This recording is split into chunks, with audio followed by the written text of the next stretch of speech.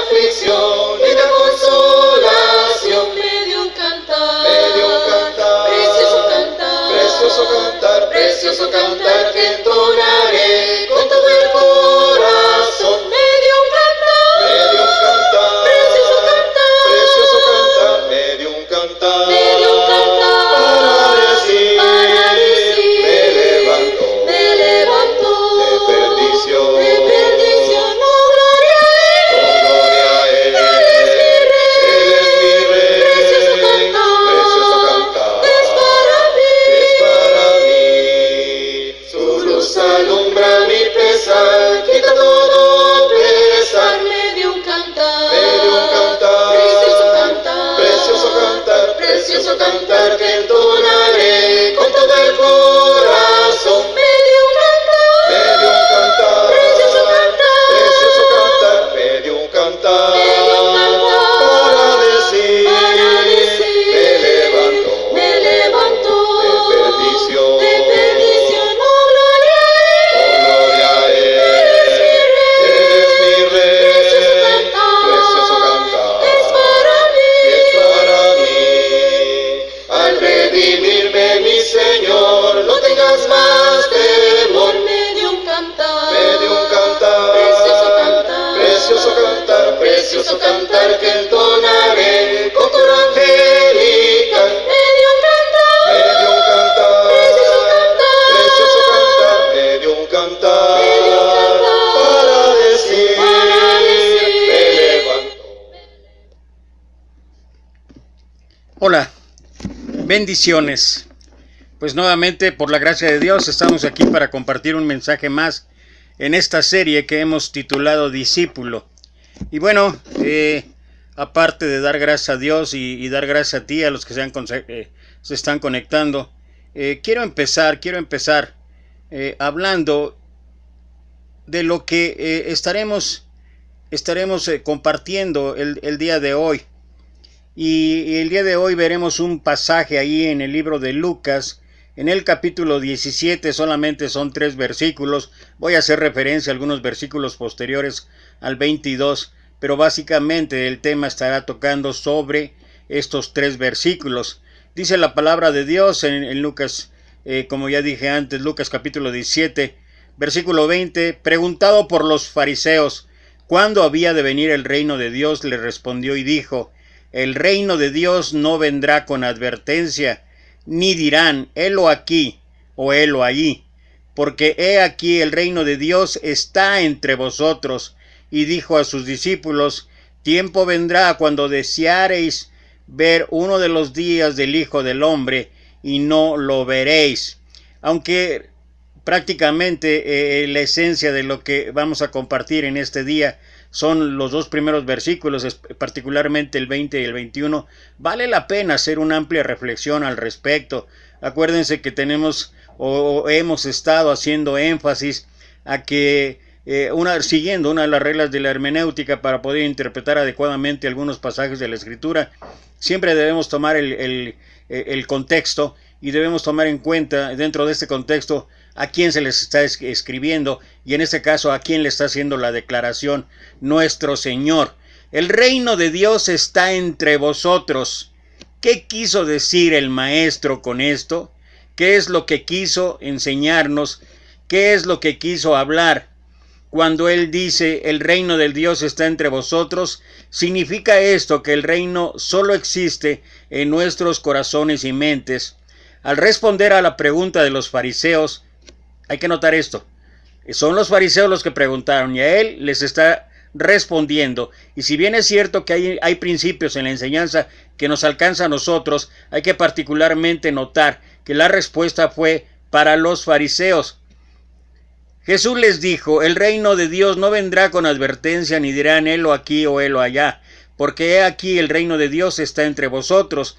La primera parte de la respuesta de Jesús es relativamente fácil de entender, pero si no entendemos apropiadamente lo que dice la última parte, tendremos un cuadro incompleto del reino. Cuando Jesús vino a la tierra, los judíos estaban esperando que el Mesías regresara para elevar a la nación judía a un lugar prominente. en vez de escuchar el mensaje de arrepentimiento, que fue el mensaje central en la predicación de Juan el Bautista. Ellos esperaban que alguien los liberara y los dirigiera en una liberación exitosa de su nación, y algunas de las autoridades religiosas aparentemente creían que ellos, debido a una cuidadosa investigación, serían los primeros en descubrir el retorno del Salvador prometido. Qué tremenda enseñanza, ¿no? Ellos esperaban ser los primeros en darse cuenta de todo, y fueron los que más se resistieron en cuanto a la autoridad, en cuanto a la enseñanza, en cuanto a todo lo que mostraba nuestro Señor Jesús como el Mesías señalado. En el pasaje anotado anteriormente, Jesús les dijo a los fariseos que su pensamiento estaba errado. La primera venida de Jesús era para anunciar el reino. Más tarde Él aparecerá por segunda vez para salvar a los que le esperan. Eso es lo que habla acerca de esto Hebreos 9:28, y estaremos citando algunos versículos en torno a esta segunda venida. Pero esta era la primera vez, y sobre esta primera vez ni siquiera podían enterarse, o ni siquiera querían enterarse o aceptar los fariseos.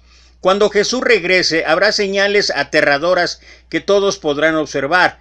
Es lo que podemos encontrar en Mateo 24, 5 al 14, en Mateo 21, 27, en Apocalipsis 1, 7.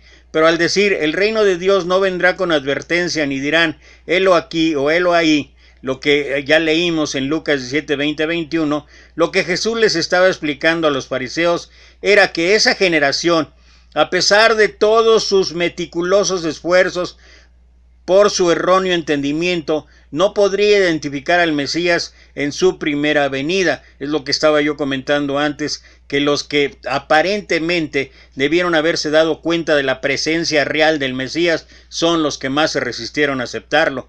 Más aún, ellos no verían las increíbles señales de su segunda venida, las señales que ellos estaban buscando. Como Jesús lo anotara, ese relámpago cuyo resplandor se vería por todo el cielo, que acompañaría a su segunda venida, ocurriría en otro día. Es lo que habla en versículo 24. Bastante tiempo después de que los fariseos a los cuales les estaba hablando hubieran vivido y muerto. Después de decirles a los fariseos que ellos no podrían ver la venida del reino de Dios en el momento en que ellos esperaban, Él dijo: porque he aquí, el reino de Dios está entre vosotros, que era la cuestión espiritual que estaba hablando nuestro Señor y que ellos no alcanzaban a comprender. En ese sentido, Jesús, el Rey del venidero reino de Dios, estaba entre los fariseos. El reino de Dios no estaba en los corazones de aquellos fariseos. ¿Qué hay entonces acerca del concepto del reino de Dios en nuestros corazones? Las Escrituras muestran que este tema debe estar en nuestra mente. Al fin y al cabo, supuestamente debemos orar para que el reino venga, Mateo 6:10, y Jesús nos dijo en otra enseñanza: buscad primeramente el reino de Dios y su justicia. Es lo que ya en el capítulo 6, versículo 33. Cuando nos arrepentimos de nuestros pecados, somos bautizados y después seguimos la guía del Espíritu Santo, voluntariamente nos sometemos a las leyes y autoridad del reino de Dios que vendrá. Al describir este proceso, Pablo, que en aquella época estaba prisionero en Roma, que fue cuando escribió esto, explicó: el cual nos ha librado de la potestad de las tinieblas y trasladado al reino de su amado Hijo. Es lo que habla Pablo, es lo que explica ahí en el libro de Colosenses capítulo 1, desde el versículo 12 en adelante, detalladamente habla acerca de esto. Así que existe un sentido simbólico de ser trasladados al reino cuando sometemos, y esta es una de las partes importantes para cada uno de nosotros, cuando sometemos nuestra vida a Dios y comenzamos a vivir según sus instrucciones, según la enseñanza bíblica, según todo lo que tiene que ver con la sana doctrina. Nuestra lealtad primaria es transferida de todos los reinos de este mundo al reino de Dios. Ahora estamos sujetos a unas leyes diferentes, las leyes de Dios, y pertenecemos a una comunidad distinta, la Iglesia de Dios. El Espíritu Santo nos ayuda a obedecer las leyes de Dios. Este Espíritu, que significa poder, amor y dominio propio, que es lo que Pablo escribió a Timoteo en la segunda carta, capítulo 1, versículo 7, nos da la capacidad de vivir por las leyes de Dios, aunque todavía seguimos siendo humanos y débiles. Aquellos que son guiados por el Espíritu de Dios son llamados hijos de Dios, según Romanos capítulo 8, versículo 14. Este mismo Espíritu le da poder a la Iglesia para poder cumplir con su comisión. En este sentido, tenemos la oportunidad de gustar o experimentar los poderes del siglo venidero, que es lo que hace referencia el escritor de Hebreos ahí en el capítulo 6, versículos 4 y 5. Aunque la Biblia menciona que después de ser bautizados, nuestra ciudadanía está en los cielos, algo que también no solamente Filipenses 3:20, algo que menciona también Efesios capítulo 2, después de que describe ahí la gracia y la misericordia de Dios y dónde nos ha colocado nuestro Señor Jesucristo. Para entrar al reino, los seres humanos tienen que ser cambiados de carne y sangre en espíritu, de mortales e inmortales, a la segunda venida del Señor, que es lo que describe Pablo en Corintios capítulo 15 versículos 50 al 53 y Hebreos 9:28, que ya habíamos hecho antes referencia. Cuando el reino de Dios venga a la tierra, regirá sobre todos los reinos de este mundo. Apocalipsis capítulo 11 versículo 15. Desafortunadamente, al leer la frase de Jesús, el reino de Dios está entre vosotros, muchos han limitado erróneamente el reino de Dios a una perspectiva filosófica o una forma de pensar. En realidad, el venidero reino de Dios es mucho más de lo que implica estar en los corazones y mentes en los seguidores de Cristo. De hecho, en el reino van a entrar los fieles elegidos de Dios cuando Cristo regrese, y ese reino será establecido aquí en la tierra. Como mencioné antes, hay algunas enseñanzas, algunos principios que podemos sacar de este pasaje y particularmente de esos dos versículos hablando acerca del reino de Dios. Y me gustaría poder compartir algunas enseñanzas o algunos principios y después terminar con otra reflexión al respecto. Pero es importante poder considerar lo siguiente. Dice el apóstol Pablo en la primera carta a los Corintios capítulo 2 versículo 12 al 16 y que tiene que ver con el pensamiento inicial que debería existir o que deberíamos tener cada uno de nosotros, aquellos no solamente que ahora seguimos a Jesucristo, sino que aquellos que queremos ser discípulos de Jesucristo.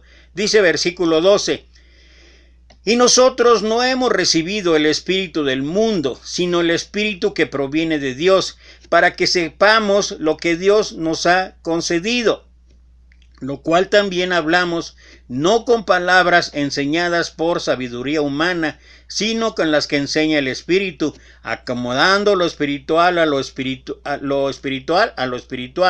Pero el hombre natural, que es el hombre que está fuera de este concepto, de este contexto, dice, pero el hombre natural no percibe las cosas que son del Espíritu de Dios, porque para él son locura, y no las puede entender, porque se han de discernir espiritualmente. En cambio, el espiritual juzga todas las cosas, pero él no es juzgado de nadie, porque ¿quién conoció la mente del Señor? ¿Quién le instruirá? Mas nosotros tenemos la mente de Cristo. Creo que Pablo establece claramente la diferencia entre estar en principio dentro del reino de Cristo o tener el reino de Dios en nosotros y los que están fuera de esta posición. Y habla reiteradamente que lo podemos ver hoy en día. Hay mucha gente que de manera religiosa, a través de rituales, trata de acercarse a Dios, trata de agradar a Dios, trata de hacer las cosas a Dios, pero desde luego por un camino totalmente equivocado.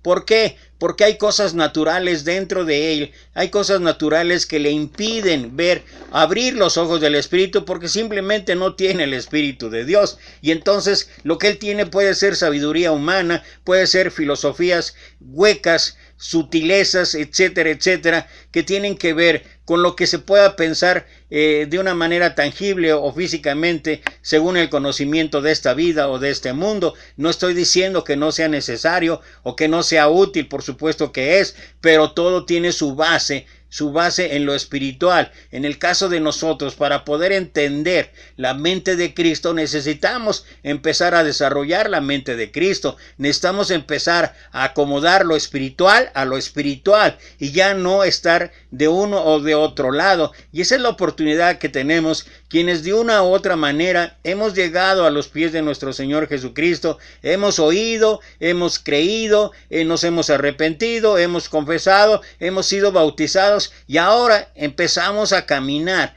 ya con el don del Espíritu Santo, empezamos a caminar en la dirección que nos brinda o que nos da el Espíritu Santo, el Espíritu de Dios. Si no lo hacemos de esa manera, si no lo llevamos a cabo de esa forma, lo más seguro es que continuamente estaremos tropezando y continuamente estaremos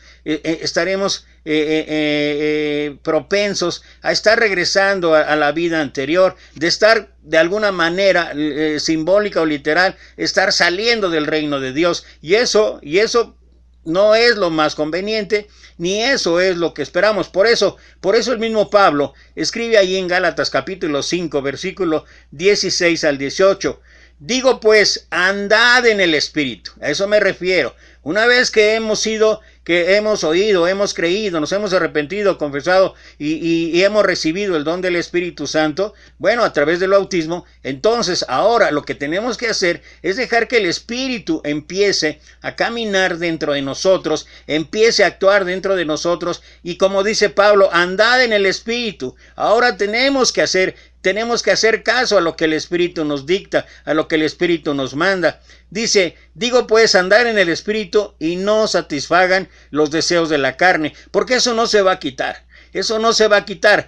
Ahí mismo en el libro de Gálatas capítulo 2 versículo 20, Pablo dice, con Cristo estoy juntamente crucificado y ya no vivo yo, mas Cristo vive en mí. Y lo que ahora vivo en la carne, porque esa no se va a quitar. Esa no se ha quitado. Lo que ahora vivo en la carne, lo vivo en la fe del Hijo de Dios, el cual me amó y se entregó a sí mismo por mí. De una u otra manera nos establece las dos alternativas, los dos caminos y cómo es que tenemos que procurar. Esto que está hablando, reiterando Pablo aquí en lo que estoy leyendo en el capítulo 5, debemos caminar en el Espíritu, pero no hay que olvidar que la carne está ahí presente y nos recuerda el sacrificio ahí en 2:20 que hizo nuestro Señor por cada uno de nosotros. Entonces, dice ahí, porque el deseo de la carne es contra el Espíritu y el del Espíritu es contra la carne, y estos se oponen entre sí para que no hagas lo que quisieras, pero si sois guiados por el Espíritu, no estáis bajo la ley. O sea, la única forma, la única manera de, después de haber dado el primer paso, porque es un primer paso, no es el final, no era la meta, no es como muchas veces tal vez hemos reiterado, a veces con un énfasis demasiado extenso en cuanto a llegar a ese punto inicial, que debe ser inicial, no el final, del bautismo, de ser emergidos, de ser resucitados a través de las aguas bautismales y recibir el Espíritu de Dios. Ya estamos con la posibilidad de entrar en el reino de Dios. Ahora debemos actuar como si estuviéramos realmente en el reino de Dios. ¿Cómo? Pero como dice aquí, pero si sois guiados por el Espíritu, no estáis bajo la ley. Ahora, este trabajo de caminar en el Espíritu, ese trabajo de hacer las cosas espiritualmente, de acomodar lo espiritual a lo espiritual, esto que se mencionó ahí, o que mencionó en la enseñanza nuestro Señor, de lo que significa el reino de Dios, es que debe ser de una manera tangible, y como he venido reiteradamente mencionando ahorita algunos versículos más, en cuanto a que es una lucha que no se va a acabar ahora, es una lucha que va a seguir, es una lucha diaria, esto es algo que no podemos descuidarnos. Así que el que piensa estar firme, mira que no caiga. O sea, no podemos, como dice Hebreos capítulo 2 versículo 1, por tanto es necesario que con más diligencia atendamos las cosas que hemos oído, no sea que nos deslicemos. O sea, indudablemente que mantenemos una lucha que Pablo describe ahí en Romanos capítulo 7 versículo 15, donde empieza diciendo, andad, no entiendo lo que hago, pues no hago lo que quiero, sino lo que aborrezco, eso hago. Y luego describe a partir del versículo 16 la lucha entre la carne y el Espíritu. Y la lucha la lucha tiene que ver con permanecer o actuar conforme a que el reino de Dios realmente esté viviendo, o que el reino de Dios esté viviendo en nosotros. Pero lo que sí es importante considerar, lo que sí es importante ver y reiterar, es que esto no se acaba, como dicen aquí algunas gentes, esto no se acaba hasta que se acaba. ¿De qué estoy hablando? Bueno, Pablo lo describe mejor ahí en el libro de Filipenses capítulo 1 versículo 6, estando persuadido de esto, que el que comenzó en vosotros la buena obra, la perfeccionará hasta el día de Jesucristo. O sea, mientras estemos aquí, vamos a estar batallando, vamos a estar luchando, vamos a tener tropiezos, vamos a tener equivocaciones, pero en la medida en que nosotros cada día, cada semana, cada mes, cada año, permitamos que cada vez más el Espíritu sea el que nos esté guiando, que estemos viviendo bajo la dirección del Espíritu Santo, nuestra vida verdaderamente no solo va a cambiar, sino que además va a mostrar que verdaderamente nosotros somos ciudadanos del reino de Dios. Y hablaba yo de tener una reflexión más, esta reflexión sobre todo hablando de esta lucha, de esta situación que pasamos, me encantó y la quiero compartir. El verdadero cielo no es el cielo que vemos con nuestros ojos. El verdadero cielo es el escenario donde se desarrolla la vida espiritual, la cual ocurre en nuestro ser interior.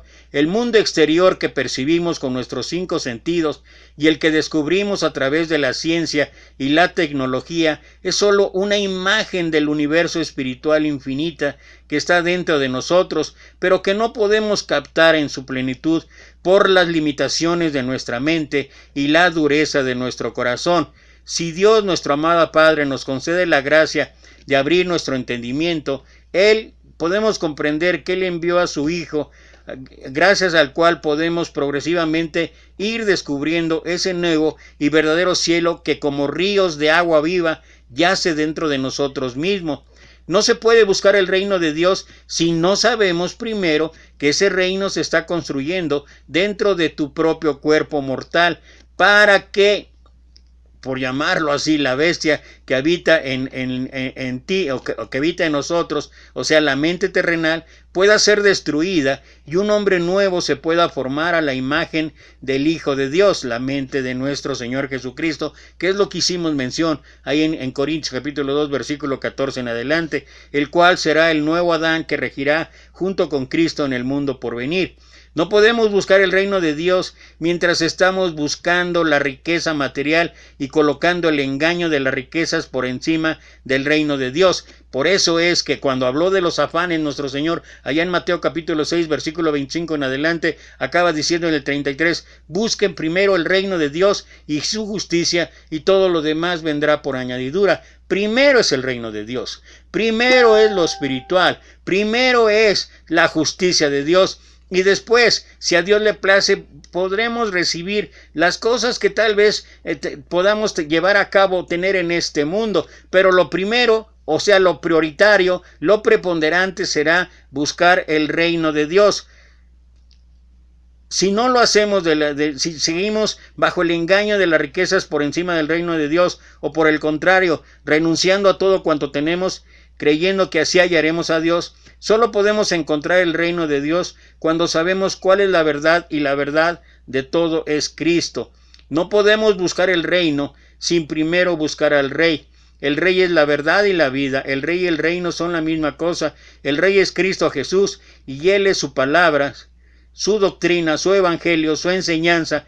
Cuando podemos entender su palabra, estamos conociendo a Dios el Padre y a su Hijo Jesús el Cristo, y si conocemos a Cristo, tenemos vida eterna en Él mismo, y habremos encontrado ese tesoro escondido, ese tesoro que es o que significa ese reino de Dios.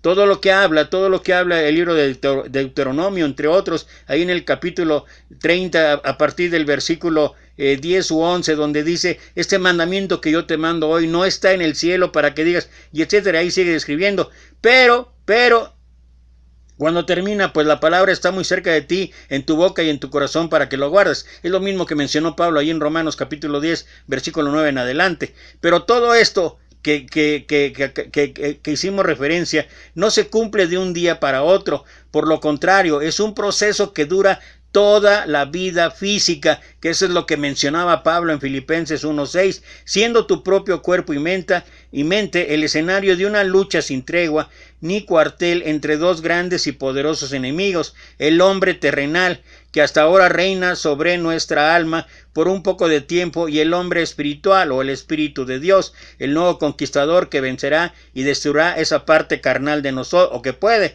destruir esa parte carnal en nosotros y a todo lo que esto conlleva, la parte carnal, la parte material, la parte de esta vida que a veces nos aparta hacia falsas doctrinas de iglesias apóstatas y hasta el reino que menciona muy fehacientemente Pablo en el capítulo 2 de Efesios, versículo 2 hasta del 1 al 3, donde habla cuál era nuestra condición, donde habla cómo era nuestra vida, donde habla que estábamos bajo la potestad del príncipe de este mundo, éramos hijos de desobediencia, éramos por naturaleza, entrábamos en ira y muchas cosas más. Por eso mencionaba en el comentario que éramos prácticamente una bestia, porque solamente hacía todas las... Y creo que a veces las bestias, estamos degradando la bestia, porque la verdad es que a veces no tenemos en realidad justificación alguna de nuestra manera de actuar. Estoy hablando en general de la humanidad, no me estoy refiriendo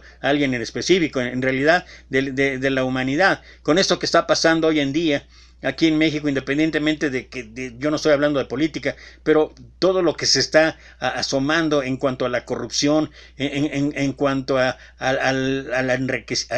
enriquecimiento ilícito, en cuanto a todas las cosas que hemos visto y que muchos gobiernos anteriores protegieron y que ahorita se están destapando y todo, bueno, uno puede entender entonces por qué ese afán de quitar a alguien que simplemente está tratando de limpiar lo que otros han hecho y que pareciera ser que nosotros los ciudadanos no nos damos cuenta de eso. O sea, es increíble, pero esas son las potestades de este mundo, esas son las bestias que Satanás ha creado, y aquí me encanta esa historia y voy a aprovechar rápido para contarla, esa historia que leí donde dicen que había un caballo y llegó el chamuco y soltó el caballo.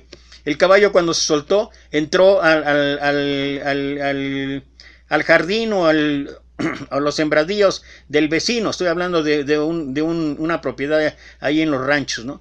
Y entró y se comió todo, destruyó todo el sembradío del vecino. Entonces salió muy enojada la dueña de aquel lugar y sacó un rifle y mató al caballo. ¿Y qué crees que pasó?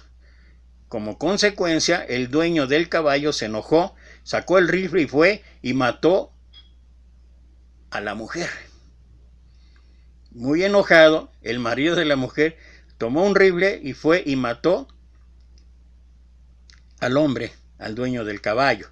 Y entonces el hijo del dueño del caballo, y siguió ahí la historia. Y entonces alguien le preguntó a Satanás: oye, ¿por qué has provocado tanta maldad en el ser humano? Y él dijo: no, yo solamente solté el caballo. Y en verdad que esta historia me hace pensar que no necesariamente tengamos que llegar a extremos, pero a veces uno mismo, eso es lo que habla Pablo en Romanos 7:15, que dice: no entiendo lo que hago, pues no hago lo que quiero, o sea, lo que marca el Espíritu, sino lo que aborrezco, sino aquello que parece una bestia, eso es lo que hago. Y cuántas ocasiones nosotros, cada quien puede decir o hablar acerca de esto con actitudes, con pensamientos, con acciones que de veras raya de manera bestial en todo lo oscuro, en todas aquellas cosas que a veces uno se queda pensando: ¿cómo es posible que el ser humano haya llevado a cabo esto? Y hay en la Escritura un sinfín de historias, allá en el Antiguo Testamento y también en el Nuevo Testamento, que hablan acerca de esto. Porque si tú crees que estoy mintiendo, solamente ve cuando Pilato ordenó que azotaran a Jesús y lo llevaran a crucificar. Todavía el entre azotar a Jesús y llevarlo a crucificar, todo lo que hicieron fue la manera más vil, fue la manera más despreciable en que actuaron aquellos soldados. castigando, escupiendo, blasfemando, lastimando con la corona, etcétera, etcétera. Es una manera bestial la conducta y el comportamiento de ellos. Pero ¿sabes qué? Hay ocasiones en que nosotros no somos tan diferentes, porque nuestros pecados fueron los que pusieron a Jesús ahí. Habiendo preguntado a los fariseos ¿cuándo vendría el reino de Dios? Jesús le respondió y dijo: el reino de Dios no viene con señales visibles, ni dirán: mirad, aquí está o ahí está, porque he aquí, el reino de Dios está dentro de vosotros mismos. Y Juan capítulo 17, versículo 3, con esto termino prácticamente. Y esta es la vida eterna, que te conozcan a ti, el único Dios verdadero, y a Jesucristo, a quien tú has enviado. ¿Cómo podemos vivir el reino de Dios? Debemos empezar a caminar en el Espíritu. Debemos empezar a cada día a intentar, cada día a luchar, cada día a que se refleje que realmente somos ciudadanos del reino de Dios, que se refleje realmente el poder, la misericordia, la gracia, la compasión de Dios en nuestras vidas. No dejar que la carne nos gane. Habrá batallas perdidas, pero al final podemos tener la seguridad que en Cristo venceremos la batalla. Guerras se pierden, sí, pero al final, si nosotros perseveramos hasta el fin, entonces lograremos salir victoriosos en la batalla. Un discípulo entiende lo que es estar en el reino de Dios.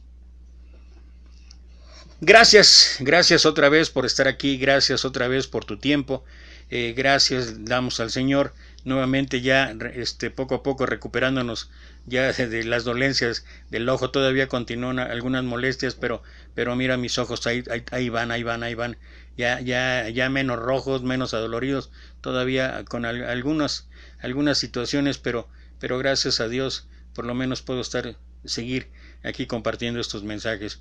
Y bueno, si Dios lo permite, nos vemos el día de mañana, 2:30 de la tarde a través de Face, 2:30 de la tarde centro de México, ¿no? Por si algunas gentes que a veces se conectan de otro lado, 2:30 hora del centro de México, y bueno, solamente es por la gracia de Dios y para honra y gloria de Dios. Entonces, si Dios permite, nos vemos por aquí el día de mañana.